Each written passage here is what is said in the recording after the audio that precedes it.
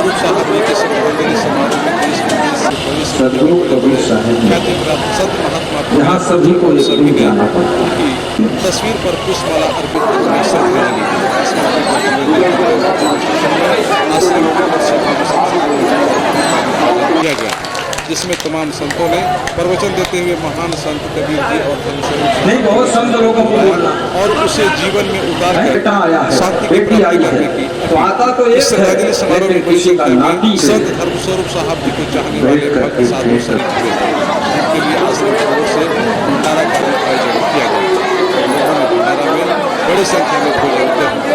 बताया गया कि कई राज्यों से उसको याद भी नहीं, मैं जन्म के समय रोता था, जबकि कई नामी संत महात्मा देश विदेश से भी मैं उनसे बहुत प्रभावित आए। वक्ताओं ने इस दरमियान कहा कि कबीरदास ने कहा है कि हम जब संसार में आते हैं तो रोते हुए आते हैं और तब जग वाले हमारे भक्त भी अनुयायी हैं जिनके जीवन से जाएं तो उससे पहले हमारा कर्म कभी नौकरी दूर मिल गई तो नौकरी में वेतन कम मिलता तो और कबीरदास की धर्मस्वरूप साहब जी ने 100% चरितार्थ किया। यही वजह है कि जन सैलाब है और उनके जाने के क्रम में सारे लोग गमगीन हैं। जो अपने आप जब हम पैदा हुए, जब बेटा आया है, बेटी आई है, तो आता तो एक है, लेकिन किसी का नाती जीनी चाहिए। धर्मस्वरूप साहब जी ने हमें इसे अच्छी तरह से सिखा दिया। सदगुरु श्री आचार्य साहब जी ने हमें आपको हंसना सिखाया, खुश रहना सिखाया, जिंदगी जीने की कला सिखाई, क्योंकि मिलता है सच्चा सुख केवल गुरुदेव आपके चरणों में। गुरुदेव आपके चरणों में बस प्रेम मेरा भरपूर रहे, गुरुदेव आपके चरणों में, गुरुदेव आपके चरणों में।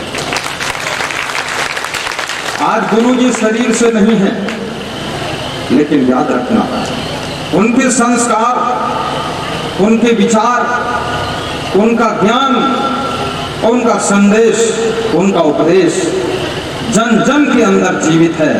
जैसा उनका शरीर जब था तब भी उन्होंने सबके अंदर संस्कार जागृत किए थे, आज भी वह संस्कार जिंदा हैं हमारे आपके लिए। गुरुदेव सूक्ष्म रूप में जिंदा ही है। जब वह संस्कार हम प्रफुल्लित करेंगे तो गुरुदेव की कृपा समझो हमें प्राप्त होगी। एक तरफ तो गुरु जी के वियोग का दुख सबके अंदर है और दूसरी तरफ गुरु जी के ज्ञान से प्रभावित लोगों का भरा हुआ भीड़ और सैलाब देख करके सबको खुशी होती है कि भक्ति सिखा कर गए, जीना सिखा कर गए, स्वयं तो चले गए, लेकिन हमें कैसे जीना चाहिए वो राह बता कर गए। ऐसे महान सदगुरु श्री धर्मस्वरूप साहब जी को मैं नमन करता हूँ, वंदन करता हूँ। और मैंने साहब जी से सलाह नहीं किया, श्री जितेंद्र साहब जी से। उनके गादी पर मैंने कई संतों से यहाँ पूछा कि कौन विराजमान हुआ, किसको प्रतिष्ठित किया गया, तो बताया गया कि श्री जितेंद्र साहब जी को। वे वरिष्ठ हैं, पुराने हैं और सरल भी है, बहुत सरल है। कल जब भंडार घर हमें दिखाने ले गए तो भीड़ में उनको लोग पीछे कर देते थे। हमने कहा आप आगे आओ, क्योंकि ये पहले वाली बात थोड़े है, अब तो आप इस गादी पर है। बोले आधे है कि आगे आदमी घुसता है, हमें घुसने नहीं देते।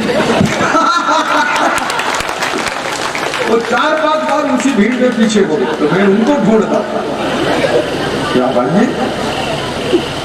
तो जब मैं पिछड़ जाता था तो मुझे ढूंढते थे, दोनों के ढूंढने में समय निकल गया साहिब। तो साहब क्या कहते हैं, कबीर जब हम पैदा हुए जग हंसे हम हुए, ऐसी करनी कर चलो हम हंसे जग।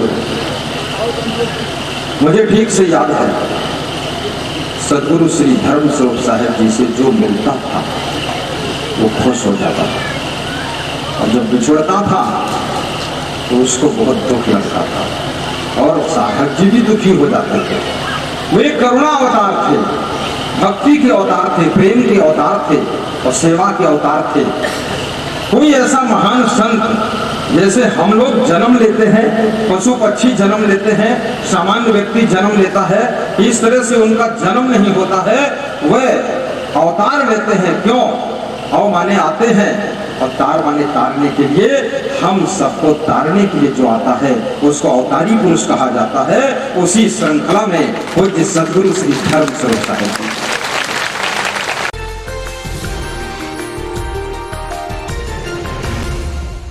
इन दिनों पूर्णिया शहर में फिर से एक बार चोरी की घटनाएं बढ़ गई है। इस वक्त हम खड़े हैं पूर्णिया चौक के समीप जयप्रकाश